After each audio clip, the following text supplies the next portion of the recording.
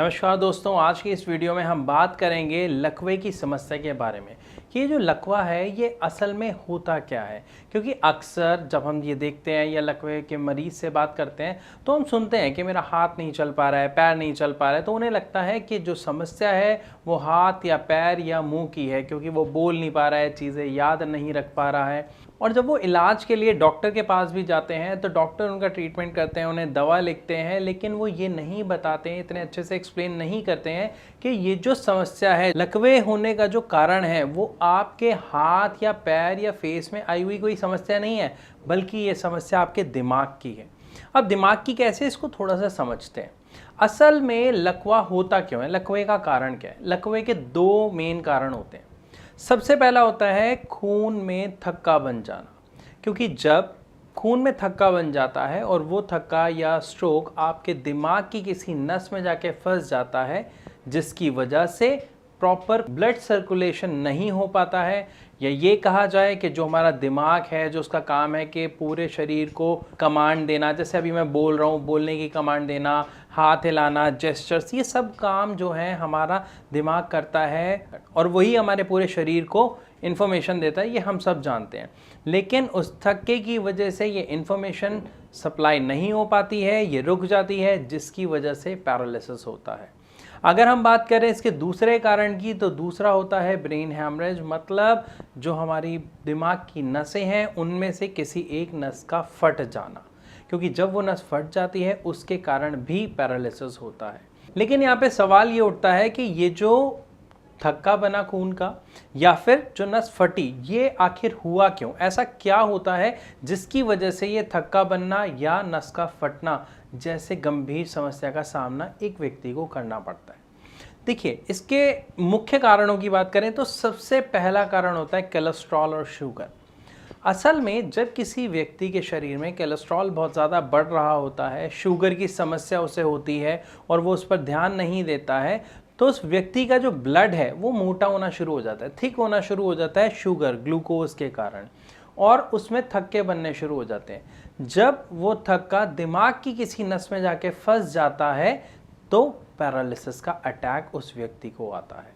और अगर हम दूसरे कारण की बात करें, नस फटना, तो उसका कारण होता है हाई ब्लड प्रेशर, कि जब किसी व्यक्ति को बहुत समय तक हाई ब्लड प्रेशर बना रहता है, जिसकी वजह से जो ब्लड फ्लो कर रहा है वो बहुत प्रेशर में करता है, और कोलेस्ट्रॉल के कारण जब आपकी किसी नस में ज़्यादा प्रेशर से खून जाता है, जगह कम होती है और वो नस फट जाती है, तो भी पैरालिसिस का अटैक होता है। तो यहाँ पर हमने सबसे पहली चीज़ क्या समझी कि जो पैरालिसिस है, जो लकवा है, उसका जो कारण है वो दो मेन कारण है, स्ट्रोक, खून का थक्का बनना, और दूसरा नस का फट जाना। लेकिन आम तौर पर एक व्यक्ति को जिसको लकवे की समस्या आई है उसे ये नहीं पता होता। उसे लगता है मेरे हाथ पैरों में कोई समस्या आ गई है, मेरे चेहरे में कोई समस्या आ गई है, जो अकड़ गया है, लटक गया है और वो चल नहीं पा रहा है, काम नहीं कर पा रहा है। लेकिन ऐसा नहीं होता। मैं आशा करता हूँ ये बात आपको अच्छे से समझ आ गई।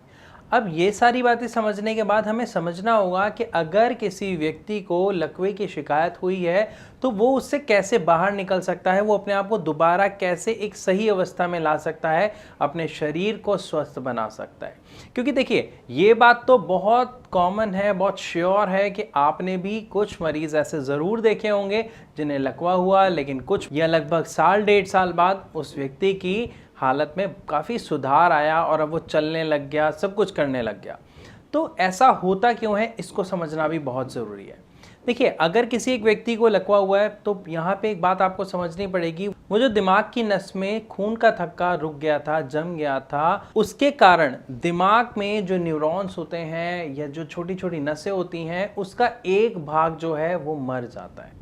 तो हमने यहाँ तक कारण के बारे में समझ लिया। अब हमें यहाँ पे समझना होगा कि अगर किसी व्यक्ति को लकवे का अटैक आया है, पैरालिसिस अटैक आया है, तो वो कैसे अपने आप को बचा सकता है, ठीक रख सकता है, या अगर उसे ये समस्या हो गई है तो वो इससे बाहर कैसे निकल सकता है। इसको समझने के लिए हमें दोबारा चलना पड़ेगा उसी पॉइंट पे जो हमारे दिमाग में स्ट्रोक बन जाता है, जो खून का थक्का बन जाता है, जो मैंने आपको बताया था।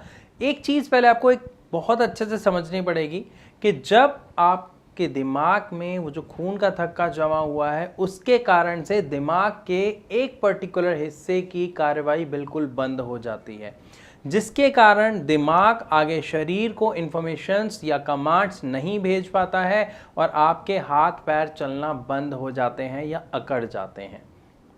तो यहाँ पे बहुत सारे पेशेंट्स का एक सवाल आता है, जब वो भारत होम्योपैथी में आते हैं तो उनका एक सवाल होता है हमारे डॉक्टर से कि डॉक्टर अगर ये थक्का हमारे दिमाग के उस नस से हट जाए तो क्या हमारी तबीयत दोबारा ठीक हो जाएगी।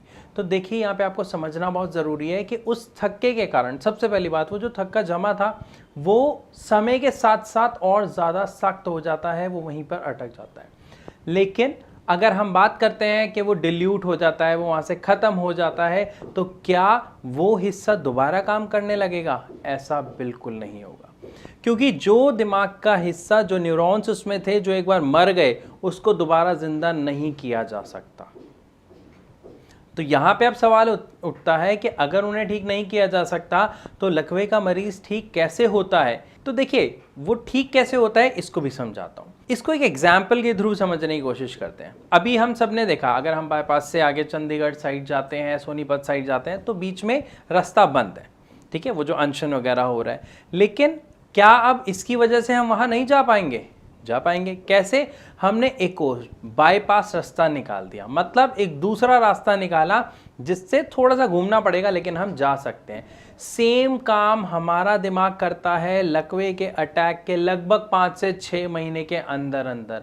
हमारा दिमाग एक बाईपास रास्ता बनाता है, मतलब वो एक नया रास्ता बनाता है, एक नया तरीका बनाता है जिससे वो हमारी बॉडी के बाकी हिस्सों को दोबारा कमांड देना चालू करे, जिसके लिए हमारी मेडिसिन बहुत अहम रोल निभाती है।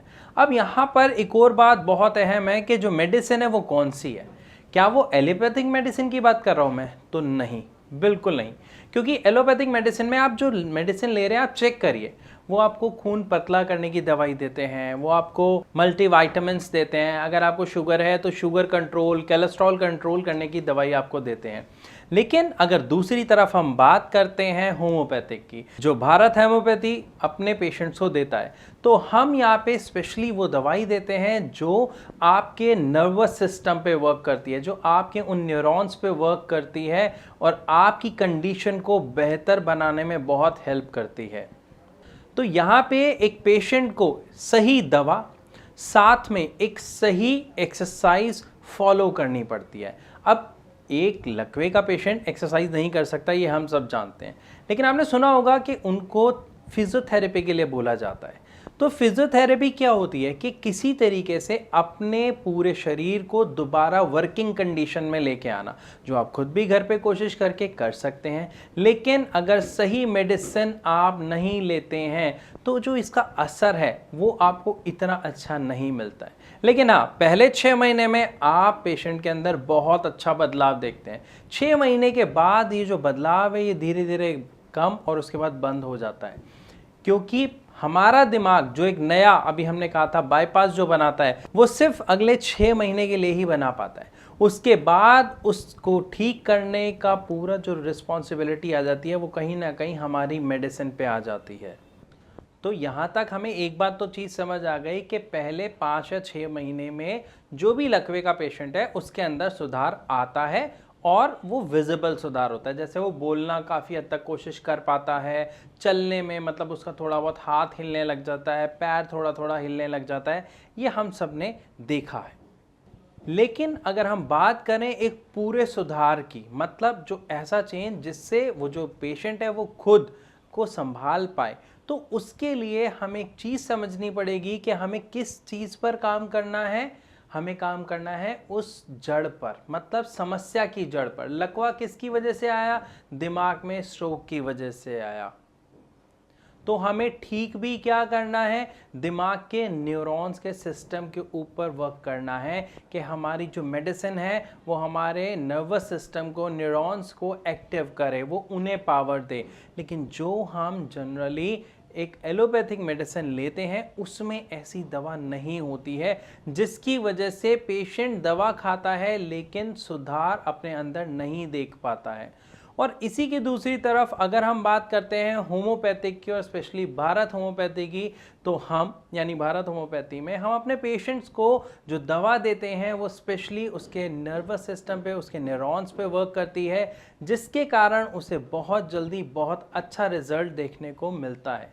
अब चाहे उस पेशेंट को लकवा हुए साल हो गया, 1.5 साल हो गया या जस्ट अभी हुआ है, उससे कोई फर्क नहीं पड़ता, क्योंकि जहां पर प्रॉब्लम आई आपने जाना इस वीडियो में कि वो वाला सिस्टम, हमारे दिमाग का वो वाला हिस्सा खत्म हो चुका है। जो बाकी हिस्सा है हमें उसके ऊपर वर्क करना है ताकि हमारा दिमाग दोबारा पहले की तरह अच्छे से वर्क कर सके और जो पेशेंट है वो भी अपने आप को ठीक महसूस कर सके और अपने अंदर बदलाव देख सके।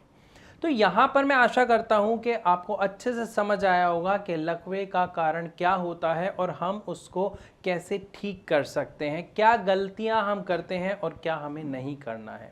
लेकिन फिर भी अगर आपके मन में कोई सवाल है या आपके परिवार के किसी सदस्य को लकवे की समस्या है, तो आप नीचे दिए गए नंबर्स पर कॉल करके हमारी डॉक्टर्स की टीम से फ्री ऑफ कॉस्ट परामर्श कर सकते हैं, या फिर आप हमें कमेंट सेक्शन में अपना सवाल लिखकर भी पूछ सकते हैं।